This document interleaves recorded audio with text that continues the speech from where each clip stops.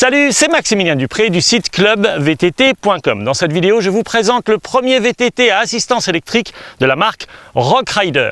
Il s'agit du EST 500, Rockrider EST 500. Alors on y va, fiche technique et test de ce VTT AE ici en Normandie, dans la paille. Alors le prix de la version 1 de ce VTT à assistance électrique EST 500 était de 1 300 €.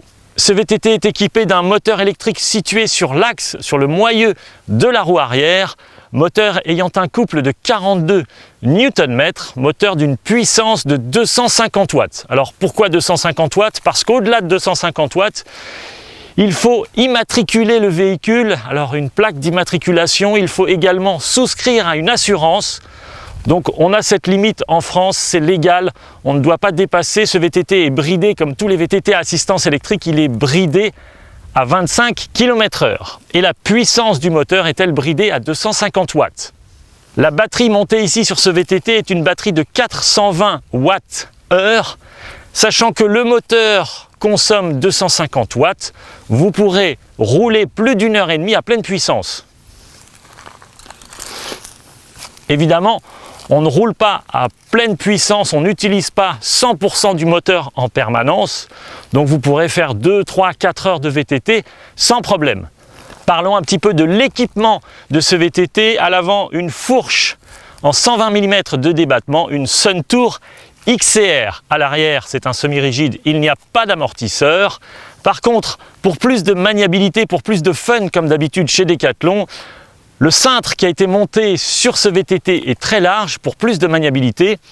Et encore une fois, les bases arrière de ce VTT sont très courtes pour plus de maniabilité également. On le sait maintenant, un VTT avec un cintre large, un VTT avec des bases arrière courtes égale maniabilité. Alors les pneumatiques montées sur ce VTT sont des pneumatiques Hutchinson, les Cougar en 27,5 x 2,35 pour plus de grip, plus de motricité et encore une fois, plus de confort, donc plus de fun.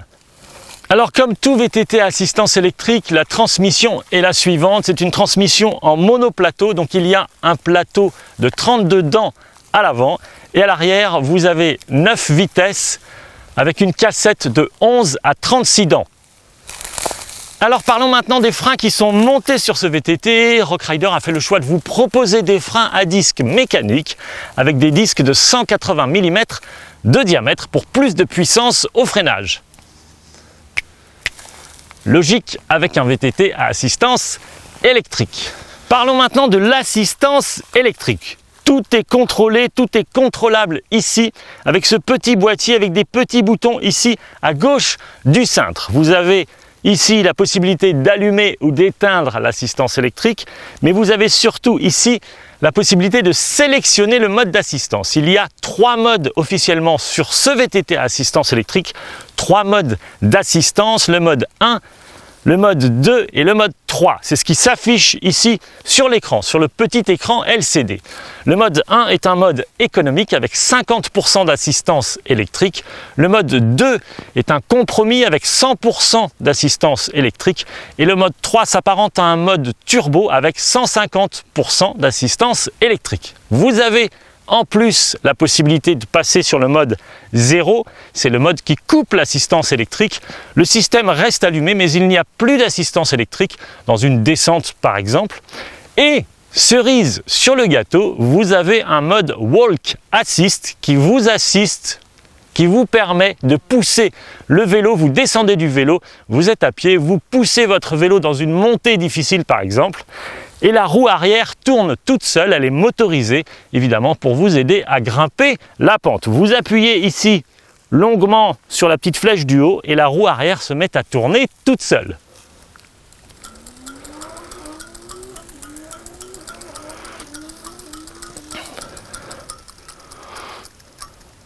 Et petit détail très intéressant, sous le boîtier ici vous avez une petite prise USB. Vous pourrez brancher à n'importe quel moment une lampe, un éclairage par exemple si vous roulez de nuit, un GPS ou tout simplement votre smartphone. Et encore une information intéressante, c'est vrai que sur la plupart des VTT à assistance électrique, le problème souvent sur le terrain avec les chocs, les vibrations, c'est des micro-déconnexions finalement de la batterie. Ça m'est arrivé sur certains VTT Et là, Decathlon a bien conçu les choses, a bien réfléchi à la question.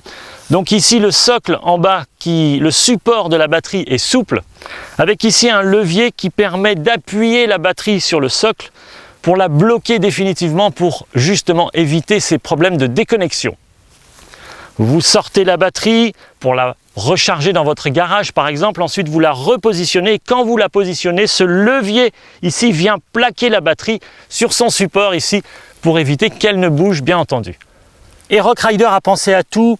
Rockrider vous propose ici un petit système de verrouillage de la batterie. Vous tournez la clé, vous sortez ici la batterie sur le côté, comme ceci.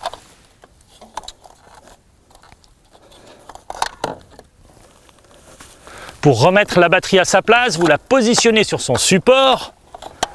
Vous venez ensuite la plaquer avec le levier qui se trouve à gauche. Vous le poussez vers le bas. Et ensuite, vous venez verrouiller la batterie avec la clé. Alors bien entendu, j'ai testé ce VTT à assistance électrique ici sur les chemins en Normandie, derrière dans la forêt, une petite montée, une petite descente, des cailloux, des branches, tout ça pour vous dire un peu ce que j'en pense. Alors voici mes premières sensations, mon premier ressenti. Tout d'abord, c'est un VTT qui est très ludique, avec une grande maniabilité. C'est fait pour avoir du fun, encore une fois, pour s'amuser. VTT passe partout avec les bons pneus, du confort, du grip, de la motricité. Aucun souci, ce vélo est fait pour s'amuser ici sur tous les chemins. Ce vélo est fait pour avoir du fun. Alors je vous parle maintenant de mes ressentis quant à l'assistance électrique installée sur ce VTT. Il y a un capteur de puissance qui est situé ici à l'avant dans le boîtier de pédalier. C'est vrai que cette assistance est donc progressive en fonction de la manière dont j'appuie sur les pédales. Le VTT va me délivrer plus ou moins de puissance électrique pour plus ou moins m'assister en fonction du dénivelé, en fonction du terrain. Seul petit détail, seul petit défaut j'allais dire, c'est que le capteur de puissance se trouve à l'avant dans le boîtier de pédalier, alors que le moteur se trouve à l'arrière dans le moyeu de la roue arrière. Et là il y a un petit délai, une petite latence entre le moment où vous réclamez de la puissance et le moment où le VTT vous la délivre. Alors c'est vrai que sur le marché du VTT à assistance électrique, il existe des VTT avec le moteur qui se situe ici à l'avant dans le boîtier de pédalier, donc assistance électrique beaucoup plus réactive, voire instantanée, avec un couple supérieur évidemment aux 42 Nm proposés ici. Certains moteurs proposent jusqu'à 75 Nm. C'est vrai que ces VTT ont aussi des batteries qui sont beaucoup plus puissantes avec plus d'autonomie. Ici on est sur 420 Wh. Certains VTT proposent même du 625 Wh, seulement le budget, le prix n'est pas du tout le même. Ces VTT sont plutôt à 3 000 €, 4 000 €, voire beaucoup plus. Et là, ici, franchement, pour 1 300, 1 200 € pour la nouvelle version de ce VTT EST 500, rien à dire. Merci à tous d'avoir regardé cette vidéo. Rendez-vous sur le site clubvtt.com pour plus de vidéos classées par catégorie, tutoriels, interviews et tests de VTT. Merci de commenter, liker et partager cette vidéo. Merci également de vous abonner sur ma chaîne YouTube en cochant la petite option de notification pour recevoir un email, une alerte à chaque fois que je publie une nouvelle vidéo comme celle-ci. Vous pouvez me poser toutes vos questions par email. Voici mon adresse email, c'est toujours la même, maximilien@clubvtt.com. C'était Maximilien Dupré. Merci et rendez-vous dans une prochaine vidéo. À tout de suite.